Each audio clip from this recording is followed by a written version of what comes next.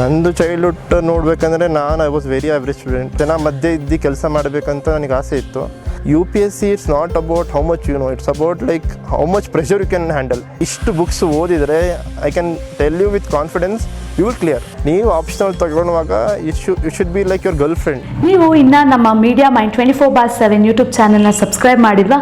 ಮತ್ತೆ ಈಗಲೇ ಸಬ್ಸ್ಕ್ರೈಬ್ ಮಾಡಿ, ಪಕ್ಕದಲ್ಲಿರುವ ಬೆಲ್ ಬಟನ್ನ ಪ್ರೆಸ್ ಮಾಡಿ.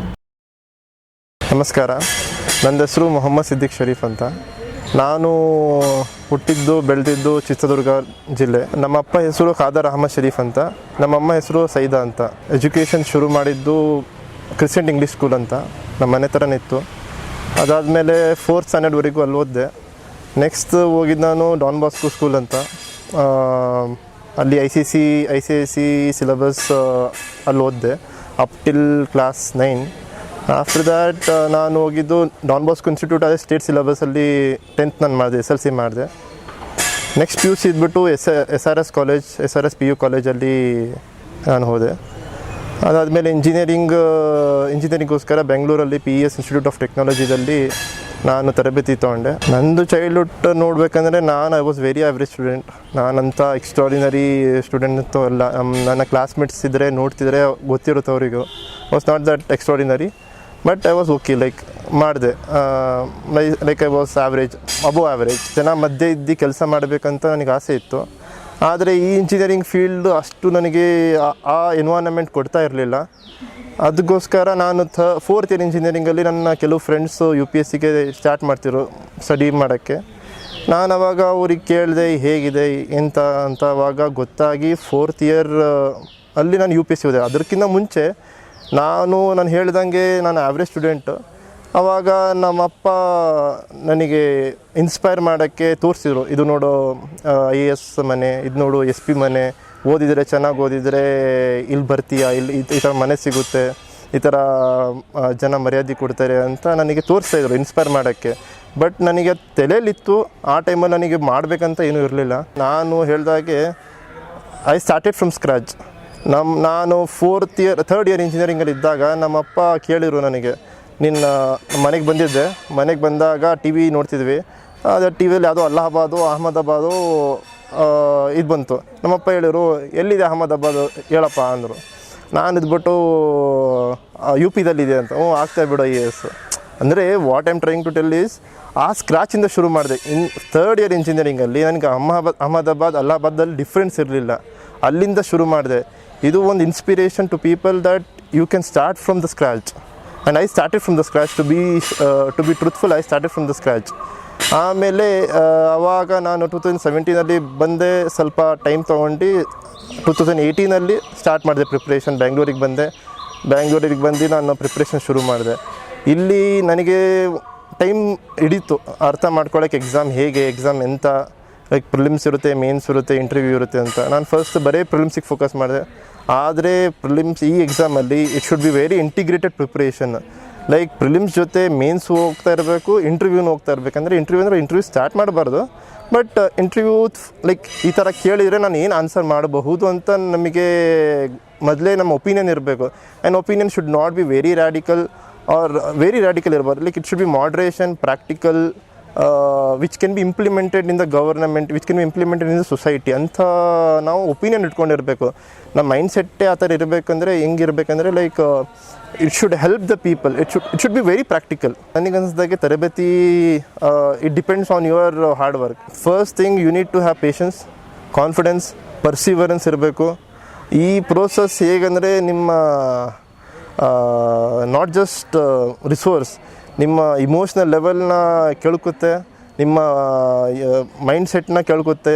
You will feel like you are losing everything. Because when ನೀವು ನೋಡ್ತೀರಾ ನಿಮ್ಮ ಫ್ರೆಂಡ್ಸು ಮದುವೆ ಆಗಿಬಿಟ್ಟಿರ್ತಾರೆ, ಈಗ ಕಾರ್ ತೊಗೊಂಡಿರ್ತಾರೆ, ಒಳ್ಳೆ ಸ್ಯಾಲ್ರಿ ಸಿಗ್ತಾ ಇರುತ್ತೆ. ಆ್ಯಂಡ್ ನೀವು ಲೈಬ್ರರಿಗೆ ಬರ್ತೀರಾ, ಬೆಳಗ್ಗೆ ಸಂಜೆ ಹೋಗ್ತೀರಾ, ಮಲಗ್ತೀರಾ, ಮತ್ತೆ ಎದ್ದು ಬರ್ತೀರಾ.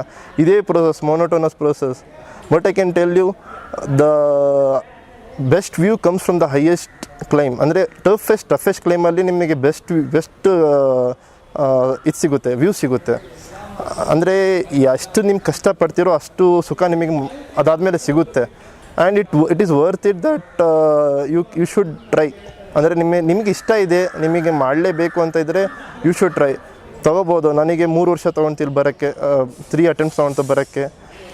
For some people it might take 1 attempt, for some people it might take 6 attempt. ನನಗೆ ಗೊತ್ತಿದೆ ಸ್ವಲ್ಪ ಜನ 6 ಪ್ರಿಲಿಮ್ಸ್ ಆಗಲ್ಲ, 7th ಪ್ರಿಲಿಮ್ಸ್ ಆಗುತ್ತೆ, ಮೇನ್ಸ್ ಆಗುತ್ತೆ, ಇಂಟರ್ವ್ಯೂ ಹೋಗುತ್ತೆ, ಆ್ಯಂಡ್ ದೆ ಗೆಟ್ IAS.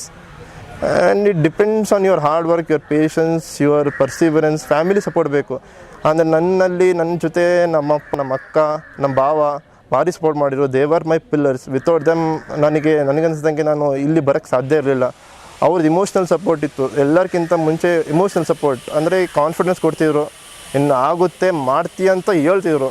ಅದು ಯು ಶುಡ್ ಹ್ಯಾವ್ ದಟ್.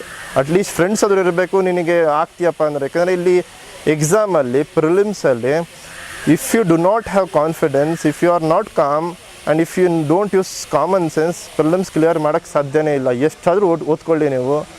ಈ 3 C, calmness, confidence and common sense use ಮಾಡಬೇಕು, ಪ್ರಿಲಿಮ್ಸ್ ಕ್ಲಿಯರ್ ಮಾಡಬೇಕು. ಅದಾದಮೇಲೆ ಮೀನ್ಸಲ್ಲಿ ನಿಮಗೆ ಆನ್ಸರ್ ರೈಟಿಂಗ್ ಬರೆಯೋದು ಗೊತ್ತಿರಬೇಕು. ಆನ್ಸರ್ ಫಸ್ಟ್ ಅಂತೂ ವರ್ಸ್ ಬರಿತೀರಾ, ನೀವು ಓದೋಕ್ಕೆ ಹೋದರೆ ನಾಚಿಕೆ ಬರುತ್ತೆ ನಿಮಗೆ, ಏನು ಬರ್ದಿದ್ದೀನಲ್ಲಪ್ಪ ಅಂತ. ಆದರೆ ಬಿಡಬಾರ್ದು. ಲೈಕ್ ಟ್ರೈ ಮಾಡ್ತಾ you will get the best answers, that I can tell you. ನನ್ನ 3 ವರ್ಷ ಜರ್ನಿಯಲ್ಲಿ ಟೈಮ್ ಟೇಬಲ್ ಹೇಗಿದೆ ಅಂದರೆ, ಬೆಳಗ್ಗೆ ಒಂದು 6 o'clock 6:30 ಎದ್ದು ಸ್ನಾನ ಮಾಡ್ಕೊಂಡು ಲೈಬ್ರರಿಗೆ ಅರೌಂಡ್ 8 o'clock ಇರ್ತಿದ್ದೆ. 8 o'clock to in the night 12 o'clockವರೆಗೂ ಇರ್ತಿದ್ದೆ. ಮಧ್ಯ ಬ್ರೇಕ್, ಊಟ ಅದೆಲ್ಲ ಸೇರಿಸಿದರೆ around 6 to 8 hours is necessary for every day. ನಿಮಗೆ ಅರ್ಥ ಆಗುತ್ತೆ ನನ್ನ ಸೆಲ್ಫ್ ವರ್ತೇ ಇಲ್ಲ, ಎಕ್ಸಾಮ್ ನಾನು ಮಾಡೋಕ್ಕೆ ಸಾಧ್ಯನೇ ಇಲ್ಲ, ನನ್ನ ಕೈಯಿಂದ ಆಗಲ್ಲ ಅಂತ ಅನಿಸುತ್ತೆ. ನನಗೂ ಅನಿಸ್ತು, ನಾನು ಮೀನ್ಸ್ ಬರೆದಾದ್ಮೇಲೆ ಯಾವಾಗ ಕ್ವಾಲಿಫೈ ಆಗಿಲ್ಲ 5 marksಗೆ ಇಂಟರ್ವ್ಯೂ, ನನಗೆ ಅನಿಸ್ತು ಆಗಲ್ಲ ಬಿಟ್ಬಿಡೋಣಪ್ಪ ಅಂತ.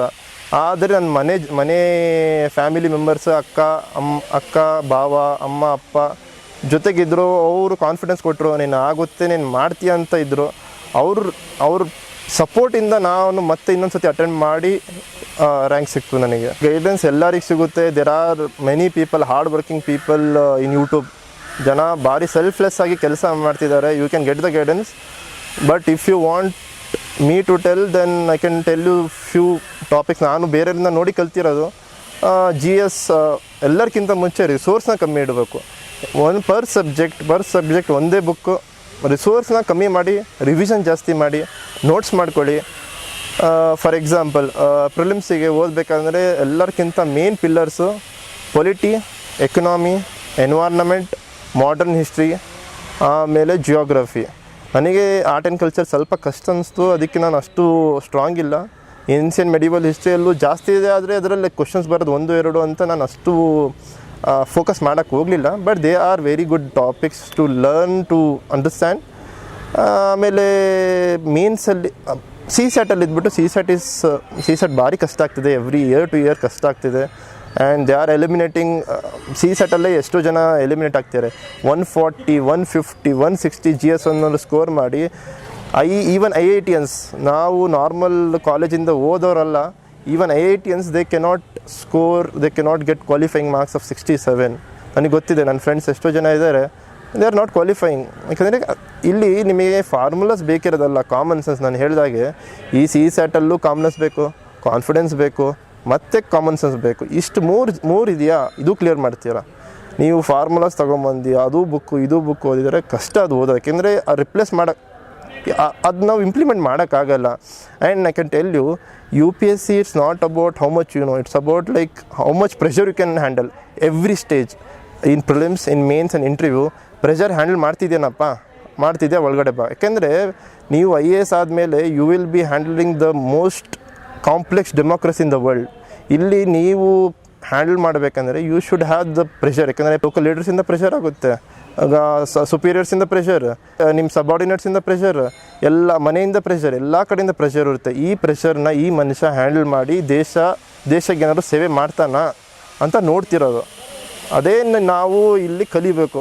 ಪ್ರೆಷರ್ ಆಗುತ್ತೆ, ಆದರೆ you should have calmness, confidence, common sense. Rural ಇರಲಿ, ಅರ್ಬನ್ ಇರಲಿ, ಎಲ್ಲರಿಗೂ ಒಂದೇ ಬುಕ್. ಇಷ್ಟು ಬುಕ್ಸ್ ಓದಿದರೆ I can tell you with confidence you will clear. ಒಂದು ಪೊಲಿಟಿ ಇದ್ಬಿಟ್ಟು ಲಕ್ಷ್ಮೀಕಾಂತ್ ಓದಿ, ಇನ್ನು ಒಂದು ಎಕನಾಮಿ ಇದ್ಬಿಟ್ಟು ಶ್ರೀರಾಮ್, ಎನ್ವೈರ್ನಮೆಂಟ್ ಇದ್ಬಿಟ್ಟು ಶಂಕರ್ IAS, ಆಮೇಲೆ ಜಾಗ್ರಫಿ ಇದ್ಬಿಟ್ಟು NCERT 12th and 11th NCERT ಓದಿ, ಮಾಡರ್ನ್ ಹಿಸ್ಟ್ರಿ ಇದ್ಬಿಟ್ಟು Spectrum. Art and culture Nitin Singhania, ಆಮೇಲೆ ಏನ್ಷಿಯಂಟ್ ಮತ್ತು ಮೆಡಿವಲ್ ಇದ್ಬಿಟ್ಟು NCERT. ಇಷ್ಟು ನೀವು ಪಕ್ಕ ಇದ್ದರೆ ಪ್ರಿಲಿಮ್ಸಲ್ಲಿ 70% ಯು ವಿಲ್ ಕ್ಲಿಯರ್. ಆಮೇಲೆ ಕರೆಂಟ್ ಅಫೇರ್ಸ್ ಜೊತೆಗೆ ಇರಬೇಕು. ಅದಕ್ಕೆ ನಾನು ಇದ್ಬಿಟ್ಟು ವಿಷನ್ IAS ಓದ್ತಿದ್ದೆ, ಕಂಪೈಲೇಷನ್ ಮತ್ತು ಮಂತ್ಲಿ ಓದ್ತಿದ್ದೆ. ಇಷ್ಟು ಓದಿದರೆ prelims would be good, you will be good enough. ಒಂದು ಆಪ್ಷನ್ ಇದ್ಬಿಟ್ಟು ಪೊಲಿಟಿಕಲ್ ಸೈನ್ಸ್. ಒಂದು ಯೂಟ್ಯೂಬ್ ವೀಡಿಯೋದಲ್ಲಿ ನೋಡ್ತಿದ್ದೆ, ಓಜಾ ಸರ್ ಅಂತ ಹಿಸ್ಟ್ರಿ ತೊಗೊಳ್ತಾರೆ ವಾಜಿರಾಮಲ್ಲಿ. ಅವರೊಂದು ಎಕ್ಸಾಂಪಲ್ ಹೇಳಿದರು, ಈ ಹೇಗೆ ಆಪ್ಷನಲ್ ತೊಗೋಬೇಕಂದ್ರೆ, ನೀವು ಆಪ್ಷನಲ್ ತೊಗೊಳುವಾಗ you should be like your girlfriend. ಅಂದರೆ ಜೊತೆಗೆ ನೀವು ಸ್ಪೆಂಡ್ ಮಾಡ್ಬೇಕು ಟೈಮೇ ಯಾವಾಗ ಹೋಯ್ತಂತ ಗೊತ್ತಾಗಬಾರ್ದು ಅಂಥ ಆಪ್ಷನಲ್ ತೊಗೋಬೇಕು. ಅದ್ರ ಜೊತೆ ಪ್ರೀತಿ ಮಾಡಬೇಕು. ಅಂದರೆ optional is the only one which can make and break your selection. ಆಪ್ಷನಲಲ್ಲಿ ನೀವು 300 ತೊಗೊಂಡ್ರಿ, ಯು ವಿಲ್ ಬಿ ಇನ್. ಅದಕ್ಕೆ ಆಪ್ಷನಲ್ ತೊಗೊಂಡಿದ್ದೀರಾ, ಅದ್ರ ಜೊತೆ ಓದೋಕ್ಕೆ ಗಂಟೆಗೆ ಹೋದ್ರೂ ನನಗೆ ಬೇಜಾರು ಆಗಬಾರ್ದು ಅಂಥ ಆಪ್ಷನಲ್ ತೊಗೊಳ್ಳಿ. ಆಪ್ಷನಲ್ ತೊಗೊಂಡ್ರೂ ಅದನ್ನು ಪ್ರೀತಿ ಮಾಡಿ ಚೆನ್ನಾಗಿ ಓದಿ.